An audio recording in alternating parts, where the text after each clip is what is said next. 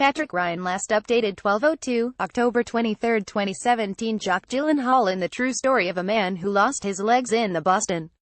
Stories about people with disabilities are flooding the big screen this year, but nearly none feature actual disabled talent. With the help of CGI, Jake Gyllenhaal transformed into Jeff Bauman for Stronger, which tells the true story of a man who lost his legs in the Boston Marathon bombing and learned to walk again with prosthetic limbs. In Breathe, another real-life drama, Andrew Garfield spends most of the film in a wheelchair as Robin Cavendish, a man paralyzed from the neck down by polio. Both actors are considered strong awards contenders, following the path of stars such as Daniel Day-Lewis, My Left Foot, and Eddie Redmayne, The Theory of Everything, who won Oscars playing disabled men. Jake Gyllenhaal in Stronger, which tells the true story of a man who lost his legs in the Boston Marathon bombing.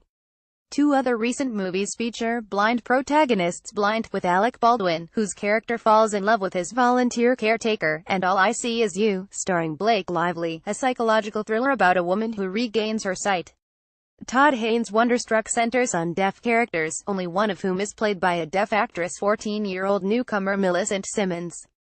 Read more. Stranger Things star Gaten Matarazzo speaks out about his disability, how Breaking Bad's RJ Mitte is breaking barriers for disabled actors. Kmart's catalog is earning praise for featuring kids with disabilities despite its inspirational story and life-affirming message. Stronger received backlash on social media, with people calling Gyllenhaal's casting as a double amputee sad and a mimicry of disabled people, and using authenticity matters. Blind was similarly criticized by disability rights organization Ruderman Family Foundation, whose president Jay Ruderman released a statement saying that casting Baldwin was just the latest example of treating disability as a costume. There's a movement in Hollywood to have more diversity, Ruderman tells USA Today.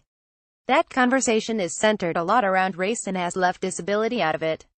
You're not going to see a white actor playing a black role, but it's routinely Oscar material for someone to play disability, and it's inauthentic. Last year, the Foundation's Ruderman White Paper on the Employment of Actors with Disabilities in Television Analysis found that while the disabled account for nearly 20% of the U.S. population, fewer than 2% of TV characters do. Of those, 95% are played by able-bodied actors. Gaten Matarazzo Wright and his Stranger Things co-stars. An Inequality in 800 Popular Films report released by the University of Southern California's Annenberg School for Communication and Journalism last fall found similarly discouraging statistics in movies, where just 2.4% of characters in the top 100 films who had speaking roles or were identified by name were disabled. The overwhelming majority of disabled characters were either supporting 54.3% or inconsequential roles 32.4%. For films such as Stronger and Breathe, which depict their protagonists before they become physically handicapped, the possibility of casting disabled actors wasn't considered. Stronger director David Gordon Green sparked outrage when he told the UK's Metro newspaper that he is sure there are wonderfully talented amputees that could have given extremely skilled performances.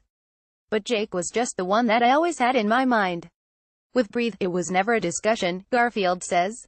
The story that was written required an able-bodied actor at the beginning. Jonathan Cavendish, Robin's son and a Breathe producer, thought it was very important that they showed his dad pre-polio as well as post-polio, and that journey felt vital. Todd Haynes' Wonderstruck received backlash on social media last year, with people using the hashtag #DeafTalent to express their concerns that two major deaf parts played by Julianne Moore and Oaks Fegley had been filled by hearing actors. The online outcry wasn't lost on Moore, who spent 2 months learning American Sign Language for the movie. It was a conversation I had with Todd. It was a real concern, Moore says. I don't know if I knew and understood what I understand now that I would have done the role. I think I do feel differently. That being said, I'm so grateful for the opportunity that I had and what I learned, because I'm not exposed to deaf culture, I'm not exposed to deaf people ever, she continues. So for me, it was illuminating. I wouldn't trade that experience, but now I also have an understanding of why something like that would be so disappointing to people. Haynes, who has made 3 previous films with Moore, says he needed to cast the Oscar winner in order to have a draw. Along with casting the unknown Simmons in a significant role, he also notes that 6 other deaf actors appear in Wonderstruck's black and white, silent movie portion. We had some practical needs for getting the film financed, and she really is the only star outside of Michelle Williams, who only appears in the first few minutes of the film, Haynes says. It was something that the deaf community would have loved for us to do, but it has some considerations that were just about getting the studio behind it.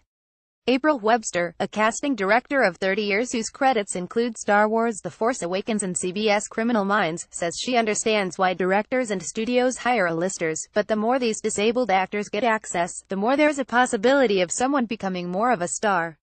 Webster is a member of the Casting Society of America's Inclusion and Diversity Committee, which organizes workshops and town halls to teach industry professionals about working with people with disabilities, whether that's ensuring wheelchair access on sets or having interpreters available in audition rooms. It's a whole process of education on both sides, Webster says.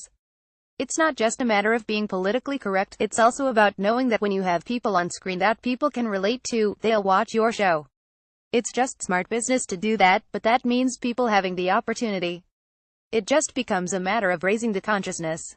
So what can Hollywood do to give more visibility? Lauren Applebaum, communications director for Respectability, a nonprofit organization working to fight stigmas and create opportunities for people with disabilities, urges studios to look to TV, where actors such as Stranger Things' Gaten Matarazzo, who has cleidocranial dysplasia, a rare growth disorder, and NCIS New Orleans' Daryl Mitchell, who is paralyzed from the chest down, play roles that don't hinge on them being disabled. Actors with disabilities could easily play roles that neither hide nor emphasize their disability, Applebaum says.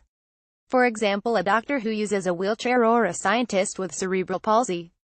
By including characters with obvious and hidden disabilities in scripts and storylines, films can create more authenticity within entertainment. When audiences don't see disabilities on the big or small screen, you're perpetuating a segregation of a complete class of people, Ruderman says. But he's hopeful about progress. It takes a while to change attitudes. In 10 years, you're going to see an able-bodied actor or actress playing a disability, and think, that doesn't seem right. But we're not there yet as a society. USA Today.